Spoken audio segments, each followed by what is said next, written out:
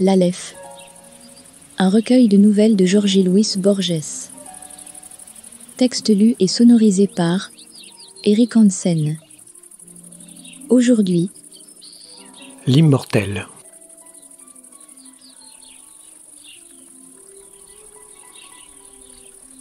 Autant que je me souviens, mes épreuves commencèrent dans un jardin de Thèbes, Hécatompilos, quand Dioclétien était empereur. J'avais servi sans gloire durant les récentes campagnes d'Égypte, tribun dans une légion en garnison à Bérénice, en face de la mer Rouge. La fièvre et la maladie consumèrent beaucoup d'hommes qui, magnanimes, désiraient l'assaut. Les morts furent vaincus. La terre occupée auparavant par les villes rebelles, vouée par l'éternité aux dieux infernaux, Alexandrie, défaite, implora en vain la miséricorde de César. En moins d'un an, les légions obtinrent le triomphe, mais moi je parvins à peine à entrevoir le visage de Mars. Cette déception me fit mal, et peut-être fut cause que je me suis acharné à découvrir, à travers des déserts apeurés et diffus, la secrète cité des immortels.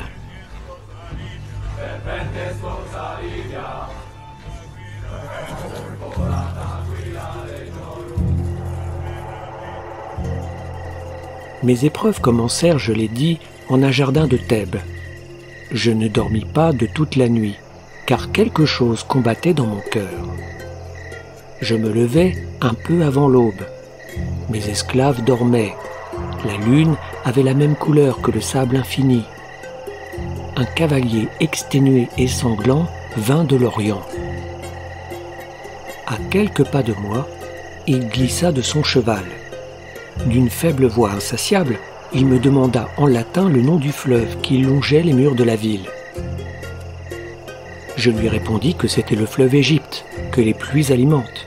« C'est un autre fleuve que je cherche, » répliqua-t-il tristement. « Le fleuve secret qui purifie les hommes de la mort. » Un sang noir coulait de sa poitrine. Il me dit que sa patrie était une montagne située de l'autre côté du Gange et qu'il y courait le bruit que si quelqu'un allait jusqu'à l'extrême occident, où se termine le monde, il arriverait au fleuve dont les eaux donnent l'immortalité. Il ajouta que sur l'autre rive s'élève la cité des immortels, riche en avenues, en amphithéâtres et en temples. Il mourut avant l'aurore, mais je décidai de découvrir la ville et son fleuve.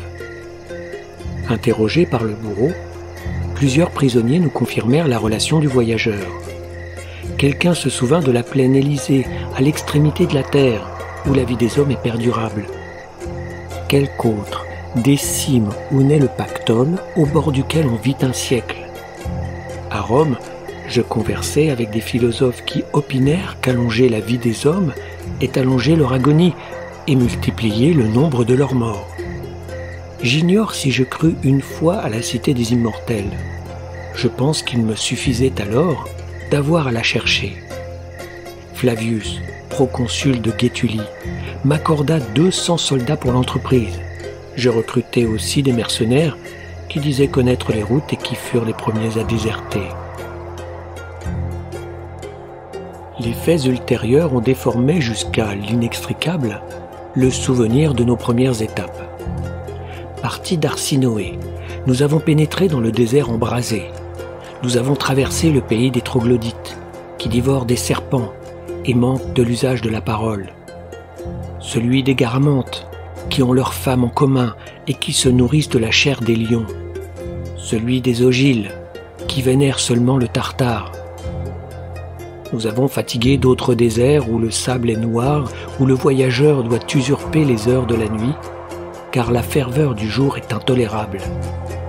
J'ai vu de loin la montagne qui donne son nom à l'océan. Sur ses pentes pousse le Phorbe qui neutralise les poisons. Sur le faîte habitent les satyres, race d'hommes féroces et grossiers, portés à la luxure.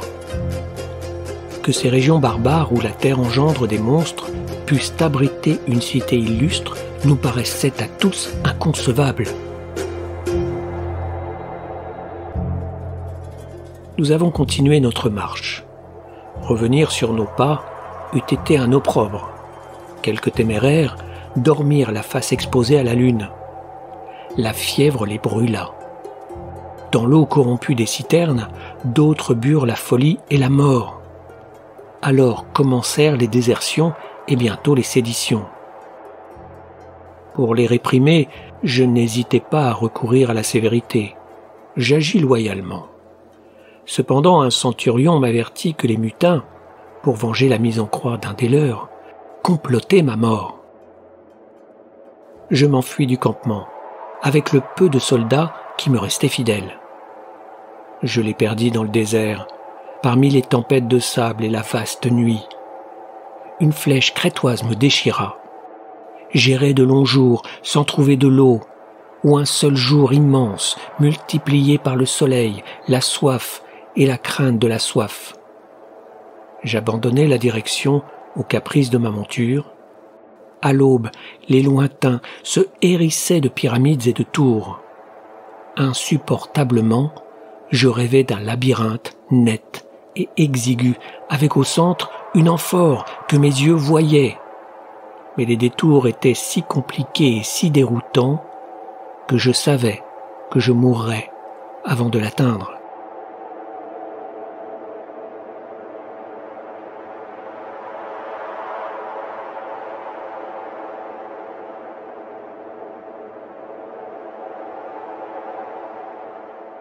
Je réussis enfin à m'extraire de ce cauchemar. J'étais étendu, les mains attachées, dans une niche de pierre de forme allongée, pas plus grande qu'une tombe ordinaire, creusée superficiellement dans la pente abrupte d'une montagne. Les parois étaient humides, plutôt polies par le temps que par l'industrie des hommes. Je sentis dans ma poitrine un battement douloureux. Je sentis que la soif me brûlait. Je me penchai et criai faiblement. Au pied de la montagne s'étalait sans bruit un ruisseau impur, ralenti par les éboulis et du sable. Sur la rive opposée resplendissait, au dernier ou au premier rayon du soleil, l'évidente cité des immortels. Je vis des murs, des arches, des portiques, des places. Le support était un socle de pierre. Une centaine de niches irrégulières, analogues à la mienne, parsemaient la montagne et la vallée. Dans le sable, il y avait des puits peu profonds. De ces orifices mesquins et des niches émergeaient des hommes à la peau grise, à la barbe négligée, nus. Je crus les identifier. Ils appartenaient à la race bestiale des troglodytes, qui infestent le rivage du golfe arabique et les grottes éthiopiennes. Je ne fus pas surpris de constater qu'ils ne parlaient pas et qu'ils dévoraient des serpents. L'urgence de boire me rendit téméraire. Je réfléchis que je me trouvais à quelques 30 pieds du sable. Les yeux fermés, les mains liées derrière le dos, je me lançai en bas. Je plongeai ma tête ensanglantée dans l'eau sombre. Je bus comme s'abreuvent les animaux. Avant de me perdre de nouveau dans le rêve et les délires, inexplicablement, je répétais des mots grecs. Les riches Troyens de Zélie qui boivent l'eau noire de l'Essep. J'ignore combien de jours et de nuits passèrent sans moi. Dolent, incapable de retrouver l'abri des cavernes, nu dans les sables ignorés, je laissais la lune et le soleil jouer avec mon misérable destin. Les troglodytes, dans leur barbarie infantile, ne m'aidèrent ni à survivre, ni à mourir. En vain, je les priais de me tuer. Un jour, avec le tranchant d'un silex, je coupais mes liens. Un autre, je me levais et fus mendié ou volé, moi Marcus, Flaminius Rufus, tribun de la Légion romaine. Ma première haïssable ration de viande de serpent. L'envie de voir les immortels, de toucher la cité surhumaine m'empêchait presque de dormir. comme s'ils devinaient mon dessein, les troglodytes ne dormaient pas non plus. Au début, j'imaginais qu'ils me surveillaient. Ensuite, que tels des chiens, mon inquiétude les avait gagnés. Pour quitter le village barbare, je choisis l'heure la plus publique, la tombée du soir, quand presque tout le monde, sortant des niches et des puits, regarde sans le voir l'Occident. Je priais à voix haute, moins pour appeler la faveur divine que pour intimider la horde par des paroles articulées. Je traversais le ruisseau ralenti par les dunes et me dirigeais vers la cité. 2 ou 3 individus me suivèrent confusément. Ils étaient, comme les autres de la même engeance, de stature médiocre. Ils n'inspiraient pas de peur, mais de la répulsion. Je dus contourner quelques cavernes ou structures imprécises qui me parurent des carrières. Trompé par la grandeur de la cité, je les crus toutes proches. Jusqu'à minuit, je foulais l'ombre noire de ces murs qui, sur le sable jaune, dessinaient des formes d'idoles. Une sorte d'horreur sacrée me retenait. La nouveauté et le désert sont si abominables à l'homme que je me réjouis de voir un troglodyte m'accompagner jusqu'au bout. Je fermai les yeux et j'attendis, sans dormir, la lueur du jour.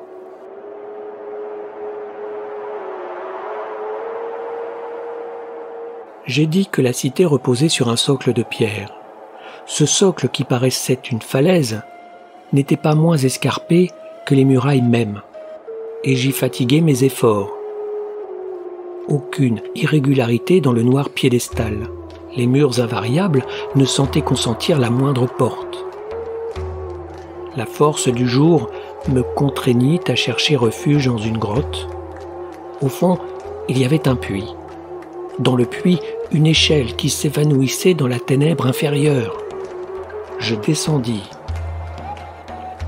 À travers un chaos de galeries sordides, j'arrivai à une vaste chambre circulaire, presque invisible.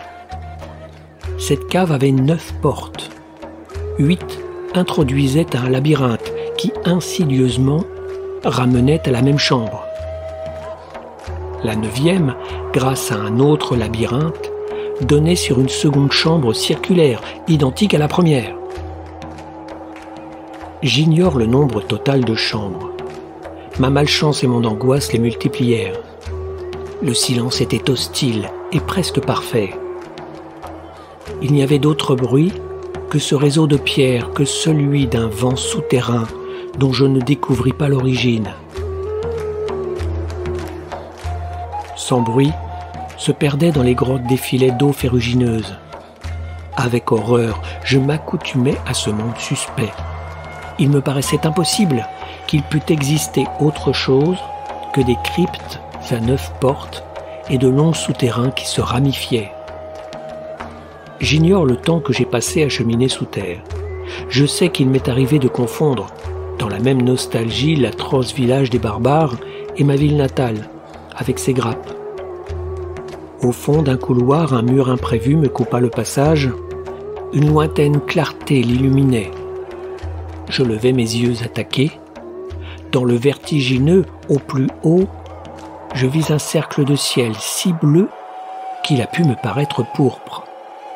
Des degrés de métal escaladaient la muraille. La fatigue me faisait m'abandonner, mais je montais, m'arrêtant uniquement pour sangloter sottement de bonheur. J'allais distinguant des chapiteaux et des frises, des frontons triangulaires et des voûtes, confuse magnificence de granit et de marbre. C'est de cette manière qu'il me fut accordé de monter de l'aveugle empire des noirs labyrinthes à la resplendissante cité. Je pris pied sur une sorte de place, ou plutôt dans une cour. Elle était entourée d'un seul édifice de forme irrégulière et de hauteur variable. Diverses coupoles et colonnes appartenaient à cette construction hétérogène. Avant toute autre caractéristique du monument invraisemblable, l'extrême antiquité de son architecture me frappa. Je compris qu'il était antérieur aux hommes, antérieur à la terre. Cette ostensible antiquité bien qu'effrayante en un sens pour le regard, me parut convenable à l'ouvrage d'artisans immortels. Prudemment d'abord, puis avec indifférence, non sans désespoir à la fin, j'errai par les escaliers et les dallages de l'inextricable palais. Je vérifiai ensuite l'inconstance de la largeur et de la hauteur des marches. Je compris la singulière fatigue qu'elle me causait. Ce palais est l'œuvre des dieux, pensai-je d'abord. J'explorais les pièces inhabitées et je corrigeais. Les dieux qui l'édifièrent sont morts. Je notais ces particularités et dis « Les dieux qui l'édifièrent étaient fous ». Je le dis, j'en suis certain, avec une incompréhensible réprobation qui était presque un remords, avec plus d'horreur intellectuelle que de peur sensible. À l'impression d'antiquité inouïe, d'autres s'ajoutèrent, celle de l'indéfinissable, celle de l'atroce, celle du complet non-sens. J'étais passé par un labyrinthe, mais la très nette cité des immortels me fit frémir d'épouvante et de dégoût. Un labyrinthe est une chose faite à dessein pour confondre les hommes. Son architecture prodigue, en symétrie, est orientée à cette intention. Dans les palais que j'explorais imparfaitement, l'architecture était privée d'intention. On n'y rencontrait que des couloirs sans issue, hautes fenêtres inaccessibles, portes colossales donnant sur une cellule ou sur un puits, incroyables escaliers inversés, au degré et à la rampe tournée vers le bas. D'autres, fixés dans le vide à une paroi monumentale, sans aboutir nulle part, s'achevaient, après 2 ou 3 paliers, dans la ténèbre supérieure des coupoles. Je ne sais si tous les exemples que je viens d'énumérer sont littéraux. Je sais que durant de nombreuses années, ils peuplèrent mes cauchemars. Je ne peux pas décider si tel ou tel détail traduit la réalité ou les formes qui éprouvèrent mes nuits. Cette ville, pensais-je, est si horrible que sa seule existence et permanence, même au cœur d'un désert inconnu, contamine le passé et l'avenir, et de quelque façon compromet les astres. Aussi longtemps qu'elle subsistera, personne au monde ne sera courageux ou heureux. Je ne veux pas la décrire. Un chaos de paroles disparates, un corps de tigre ou de taureau, où pullulèrent de façon monstrueuse, conjuguées et se haïssant, des dents, des viscères et des têtes, pourraient à la rigueur en fournir des images approximatives. Je ne me souviens pas des étapes de mon retour à travers les hypogées, humides et poussiéreux. Je sais seulement qu'au sortir du dernier labyrinthe, je demeurai en proie à la terreur de me voir encore une fois entouré par la funeste cité des immortels. Je ne me rappelle rien de plus. Cet oubli, aujourd'hui invincible, fut peut-être volontaire. Peut-être les circonstances de mon évasion furent-elles si pénibles que, quelques jours non moins oubliés, je me jurais de les effacer de ma mémoire.